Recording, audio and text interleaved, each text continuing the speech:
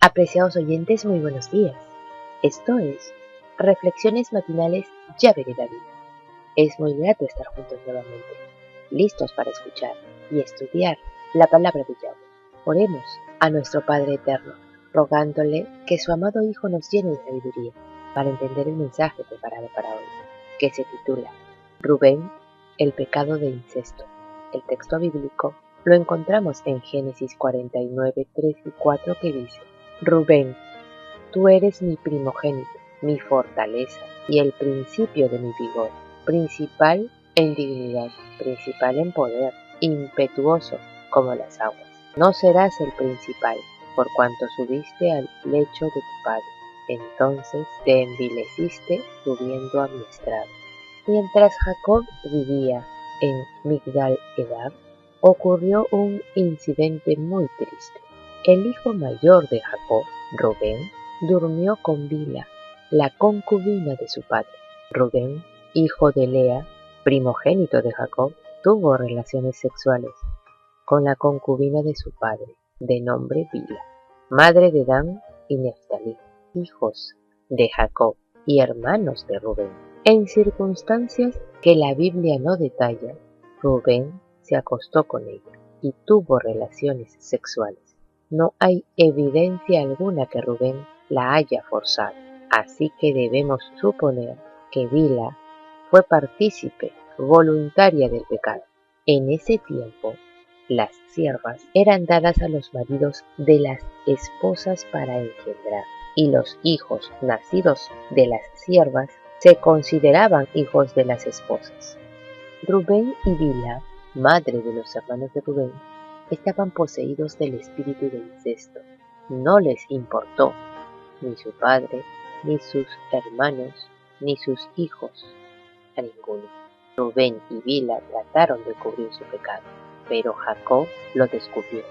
Moisés no nos dice cuál fue la reacción de Jacob.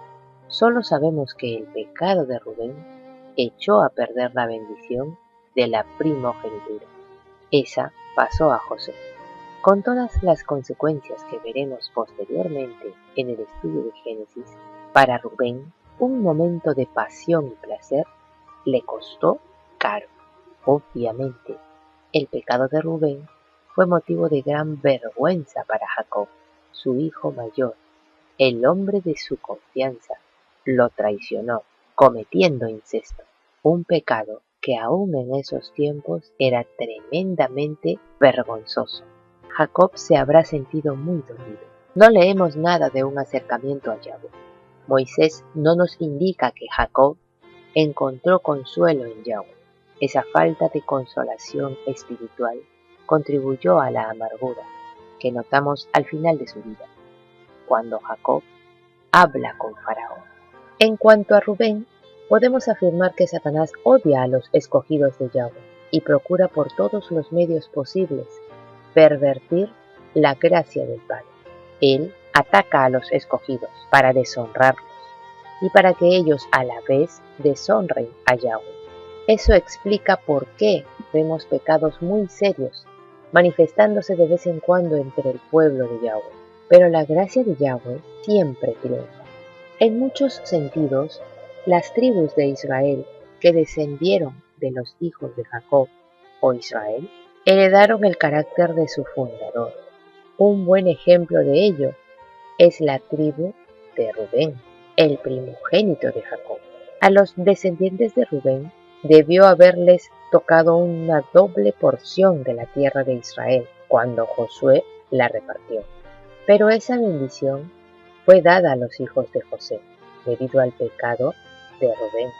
Tal vez algún resentimiento que guardaron por haber sido excluidos del liderazgo de las tribus fue lo que motivó a varios descendientes de Rubén a rebelarse contra Moisés y a Aarón, lo cual resultó catastrófico para estos hombres y sus familias, porque a todos les costó la vida.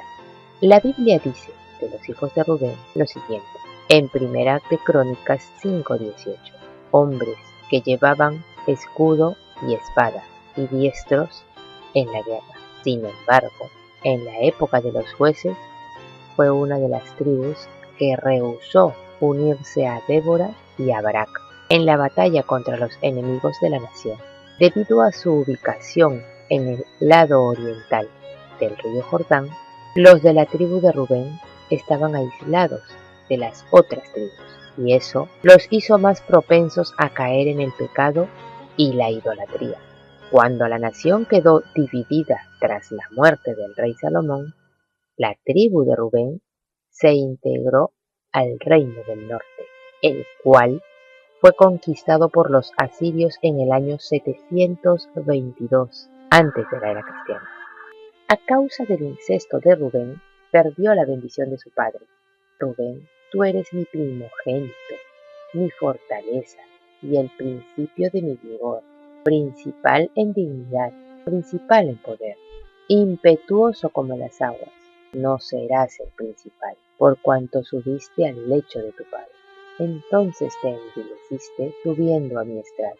Génesis 49, 3 y 4. Rubén, como joven, debió haber aprendido a resistir las tentaciones sexuales. La gran mayoría de varones lucha con la tentación sexual.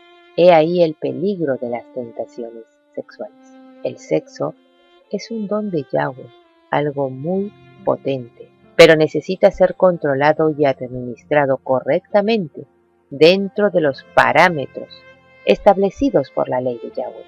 Rubén se dejó llevar por su pasión sexual y cometió un pecado, no solo contra su propio cuerpo, sino contra su padre. La Biblia narra este pecado como advertencia a los jóvenes, a aprender a disciplinar sus impulsos sexuales. Uno de los deberes de los padres es orientar a los hijos acerca de las tentaciones sexuales y qué hacer frente a ellas. No sabemos si Jacob le habló a Rubén acerca de ese tema. Lo que la Biblia sí indica es que Jacob no fue un buen ejemplo para su hijo al tener relaciones con varias mujeres. No debemos minimizar el pecado de Rubén y su responsabilidad en el asunto. Sin embargo, Bilha fue aún más culpable, porque Bilha era mayor que Rubén y debió haber sido más madura. Ella pudo haber impedido el acercamiento entre ellos.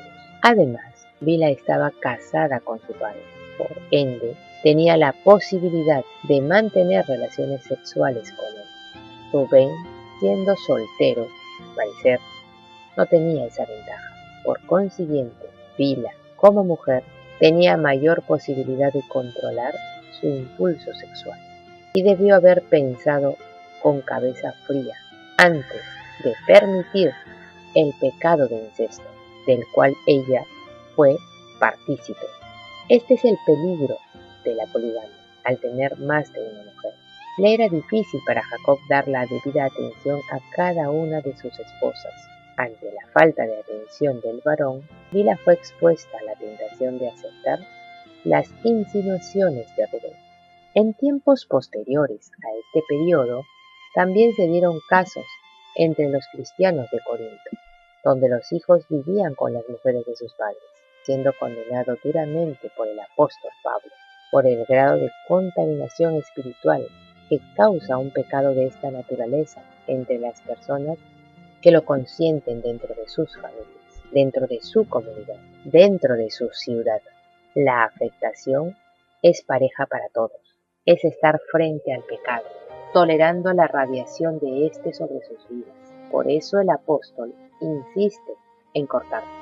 A eso se debe la maldición sobre familias enteras cuando consienten que la obra de Satanás esté entre ellos, por ser familiar o amigo o por infundirles compasión, aun cuando no se arrepienten. De cierto se oye que hay entre vosotros fornicación, y tal fornicación, cual ni aun se nombra entre los gentiles, tanto que alguno tiene la mujer de su padre, y vosotros estáis envanecidos. ¿No debierais más bien haberos lamentado para que fuese quitado de en medio de vosotros el que cometió tal acción? Ciertamente, yo, como ausente en cuerpo, pero presente en espíritu, ya como presente he juzgado al que tal cosa ha hecho, en el nombre de Yahshua. reunidos vosotros y mi espíritu, con el poder de nuestro amado Yahshua, el tal sea entregado a Satanás para destrucción de la carne, a fin de que el espíritu sea salvo en el día de Yahshua. 1 Corintios 5, del 1 al 5. ¿Cuántos hijos han hallado deleite incestuoso en la mujer de su padre, conocida como madrastra? ¿Cuántos hijos se han acostado con su propia madre? Esto es abominación a Yahweh. Apreciados oyentes, que Yahweh los bendiga. Hasta mañana.